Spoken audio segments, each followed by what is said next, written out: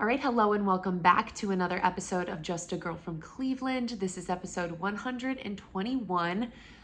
It is also October 3rd while I'm recording this, which is the infamous Mean Girls Day, but it is also my birthday. Today is my birthday. I used to kind of get very stressed on my birthday about getting another year older. And it's funny because the years I would get stressed about it, I was like 22, 23 years old, and I'm like, oh my God, I'm so old. Like, I was the person thinking that they were so old when they're in their early 20s.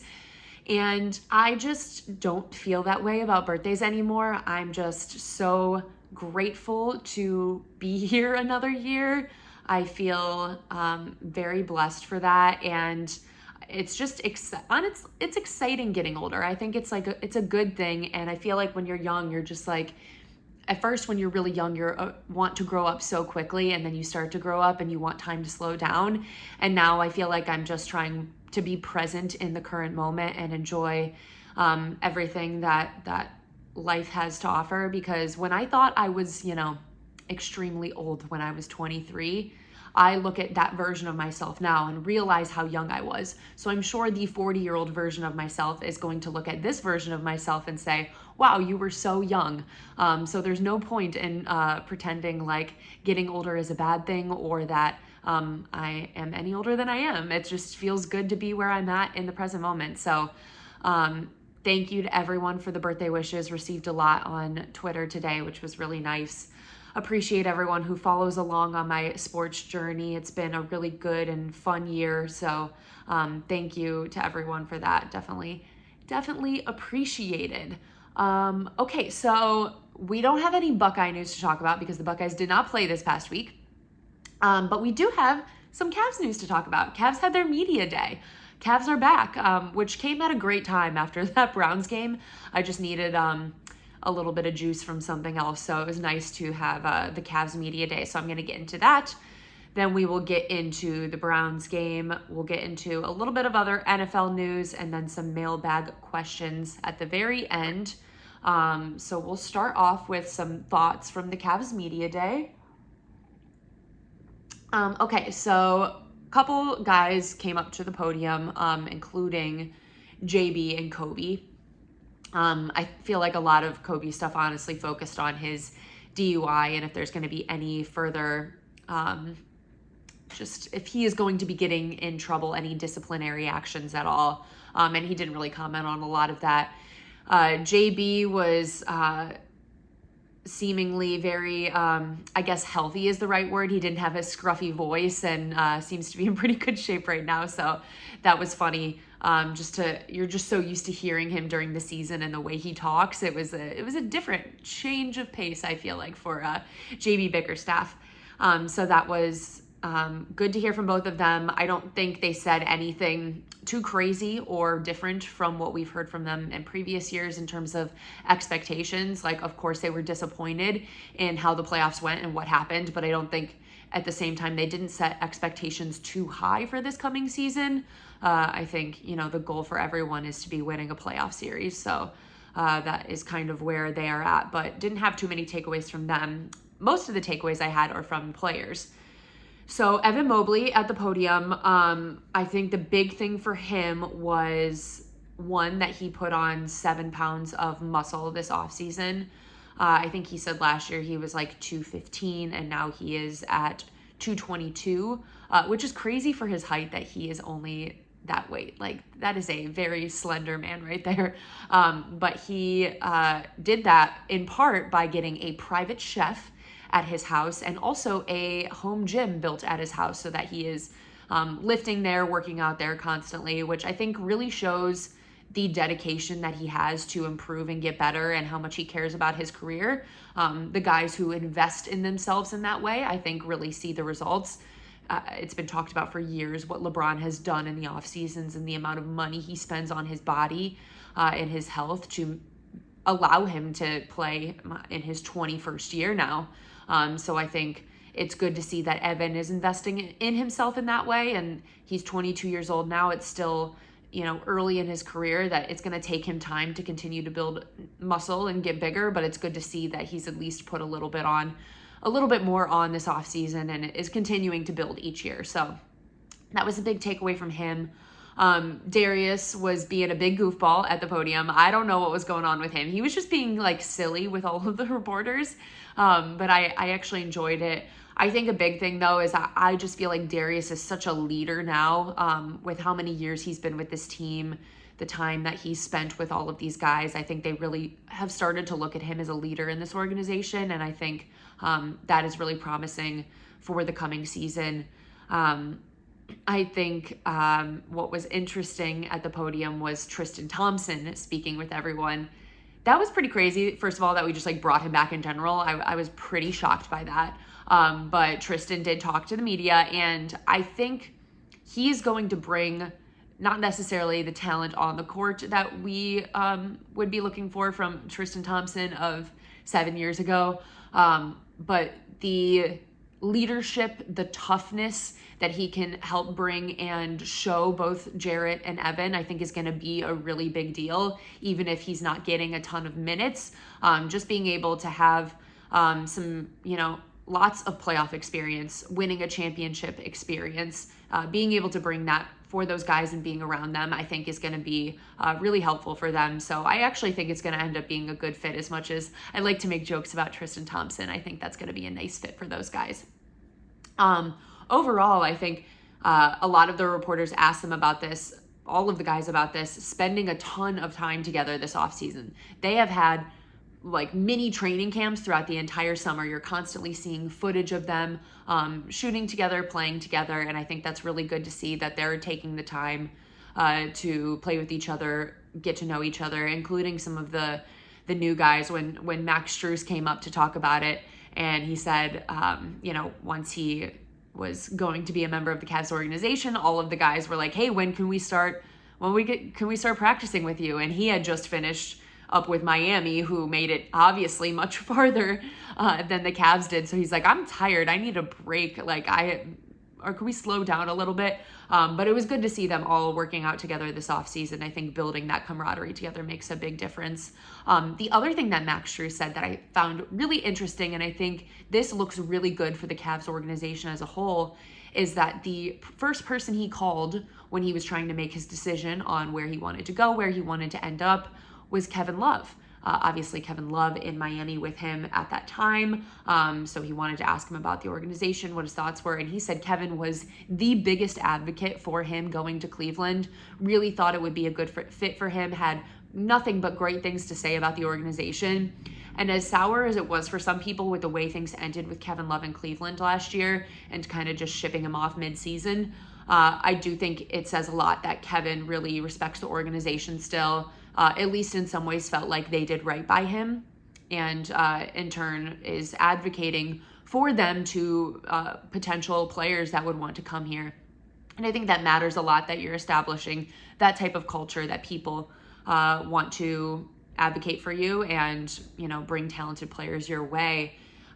Because Max Strus was probably at the top of the Cavs list of people that they were going to look for this offseason, and to be able to get those role players is a huge deal and is going to make a big difference, hopefully, in the playoffs. So little things like that matter, man. They all add up, and it was really nice to hear that. Overall, vibes were good. I think it's tough because things ended really badly at the end of last season. Jared Allen talked about it in his time and said that he deleted his social media after the series with the Knicks, which was probably his best move because, he had the "lights are too bright" quote, which has continued to haunt him and this team ever since he said that. But, things were really bad in that moment. So I think the expectations now definitely have to be winning a playoff series. That is the priority.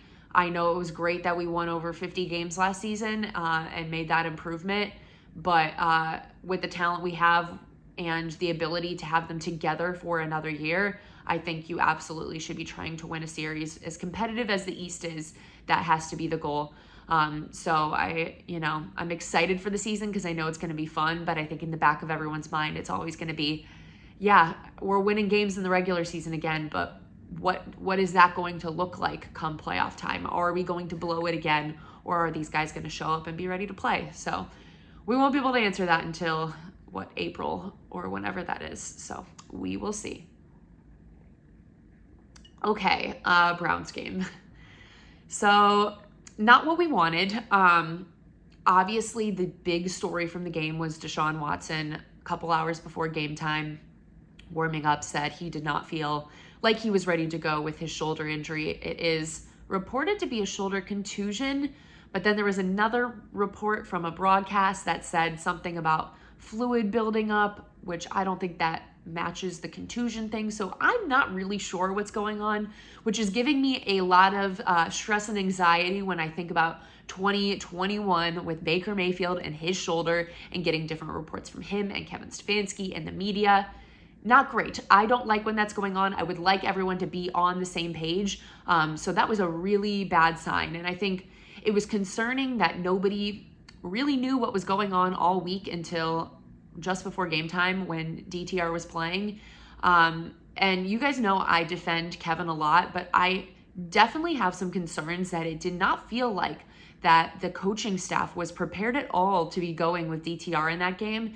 And they should have been prepared for both options to happen with the way Deshaun was not practicing all week. I am not sure why it was such a shock to them that he wasn't going to play, because I didn't feel like he was going to play with the way the reports were coming out. I'm like, it does not seem like this guy is going to be playing on Sunday, and he didn't. And it did not seem like that they were prepared with an offensive game plan that was going to work better for DTR, a fifth-round rookie quarterback who, yes, had a really nice preseason, but is still a rookie fifth-round quarterback. Like, you cannot have that high of expectations for him against a division team that plays you tough every single time, no matter what. Doesn't matter who's injured, they are always going to play you tough. So definitely disappointing to see that there wasn't a better game plan in place. Now, do I think if they had a different game plan for DTR that the Browns would have won this game? No. I think you needed your starting quarterback to win this game with the way that Lamar Jackson was playing, very talented quarterback, and the way the Ravens defense was playing. Like, I think DTR or no DTR, like, it doesn't matter what type of plays were going to be called. I think the result was going to be the same, but it would have been nice if it would look a little bit better, that the product on the field looked a little bit better for the fans there to watch, because it was pretty ugly. DTR was 19 of 36, 121 yards, 3 interceptions. He was trying to throw these like 50-yard bombs all game, and I was like, what are we doing? Like, this guy should not be throwing those. He very clearly did not have it. The Browns had to punt on 8 of their 13 offensive possessions. Run game couldn't even get going. I'm really concerned about the way the offensive line has been looking in regards to the run game. Pierre Strong had a nice one towards the end of the game in the fourth quarter that broke for like 40 yards. It was really good. But other than that, it just did not feel like any of them could really get going. Kareem's not really getting anything. Jerome Ford's not finding a ton of success. I actually really like Pierre Strong. I feel like he's had some good moments. I might like to see them use him more. I think I've enjoyed what he's been doing, but yeah, the run game has been struggling. So when you have that, and then you also have rookie quarterback, it's everything going wrong offensively. On the offensive line, Posich was hurt during the game. I think he came back in, but he has been injured throughout this week as well. I don't know what his status is going to be against the 49ers. Luckily, honestly, this bye week came at the perfect time for everyone. Deshaun Watson can get healthy. Miles had he was in a walking boot after the game. He had the one issue where it looked like his leg bent kind of weird, but he went back in the game and was fine. He says he's going to be fine for the 49ers. I think Miles is always going to be fine. So not really worried about him, but having Postage hurt and just the offensive line not playing up to standard, I think it's a little bit concerning. So I am going to continue to be watching that moving forward, because I think we've gotten this reputation, and I've said this in previous weeks, we've gotten this reputation for having this extremely gifted offensive line, and I just think it's kind of changed over the last few years, and that guys like Teller haven't been the same. We lost Conklin. So you have a rookie in his place. Jed has just continued to struggle at a lot of points.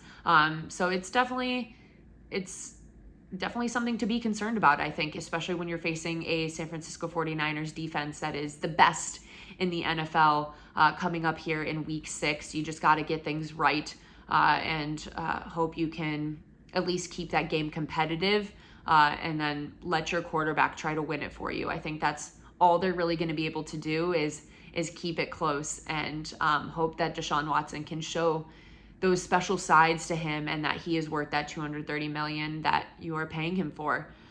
So we will have to see. I don't think the Browns defense was as bad as people were making it seem like after that game. I think the second quarter was pretty bad. First quarter, they started off strong. They were like forcing 3 and outs. Like, it was pretty good. It was like, okay, this is the defense that we have seen throughout this season.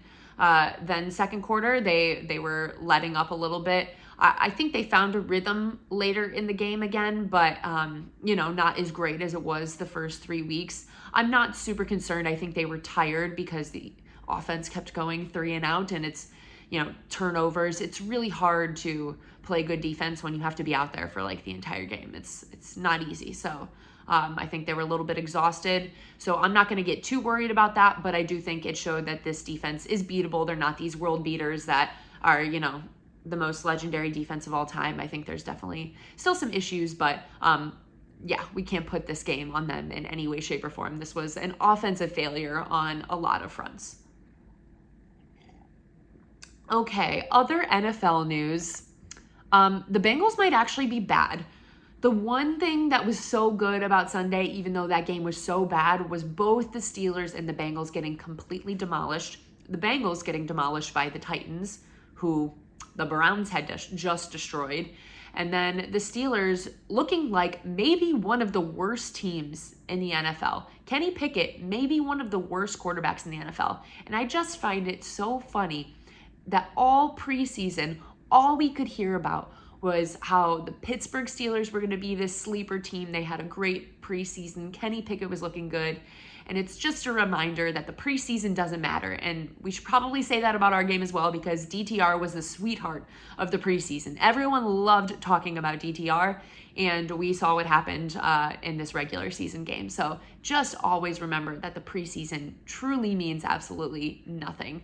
I even think about all of the conversations during the preseason that we had about the wide receiver group. Austin Watkins not making the 53-man roster. Guess what no one has talked about in these first 4 weeks of the season? Austin Watkins, because those fringe guys don't really matter at the end of the day and don't make that much of a difference. What matters is, are your star players, are your, ones and twos performing, not your 6, 7, 8 guy. Like that doesn't really matter at the end of the day. Preseason doesn't really matter at the end of the day. And it's a good reminder when we see things like that to not focus on it.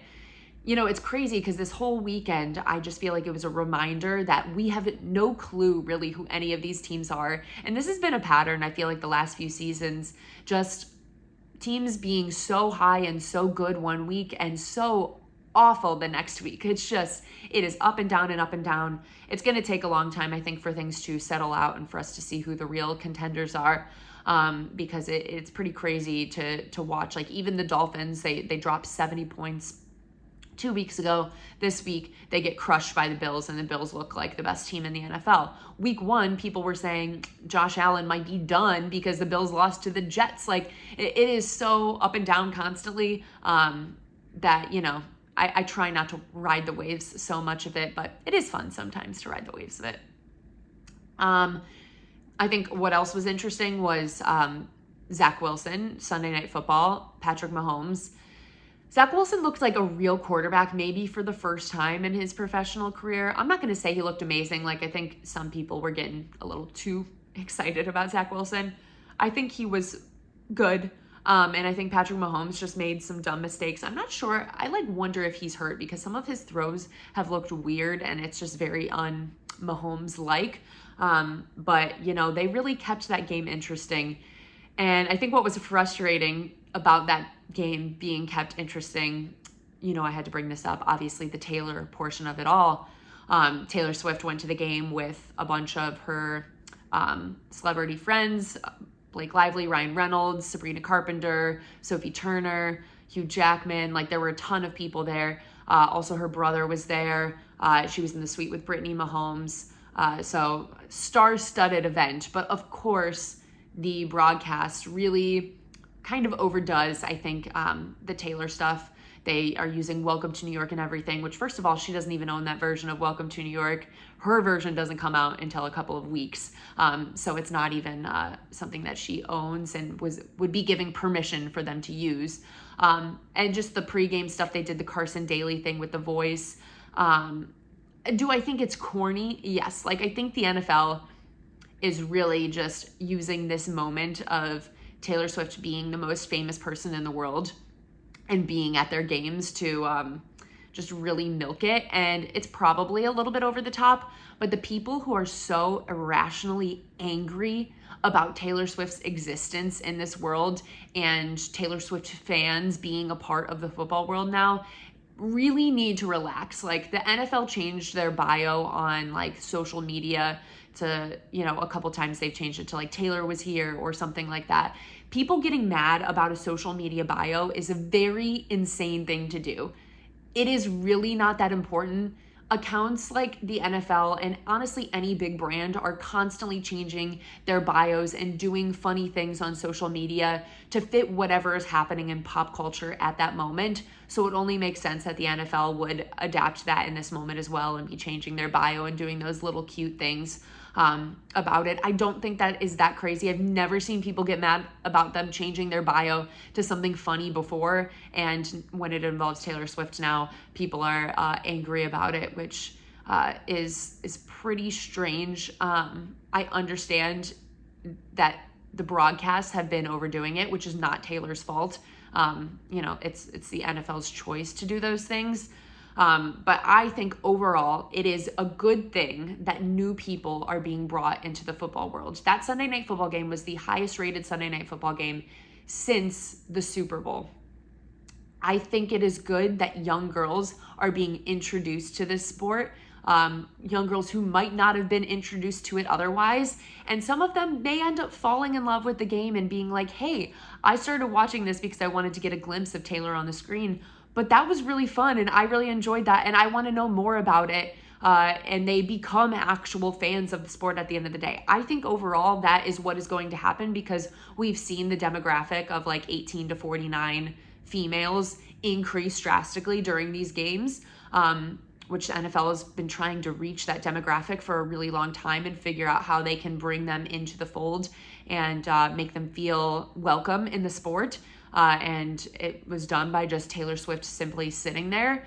So I think that at the end of the day is a good thing and is going to create some long-term fans and a way for the NFL to connect with their female fan base in a different way. So I'm sure they're going to calm down with the like corny Carson Daly voice stuff eventually, or just the explaining football to Swifties type thing. Like, I know they started the broadcast with like, hey Swifties, they're going to calm down with it. It's a little corny, but it's not hurting anyone.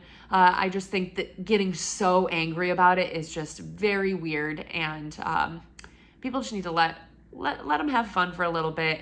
It's going to die down. It's fine. It's not the end of the world. So that's all I have to say about that. Okay, mailbag questions. Just got a couple for today.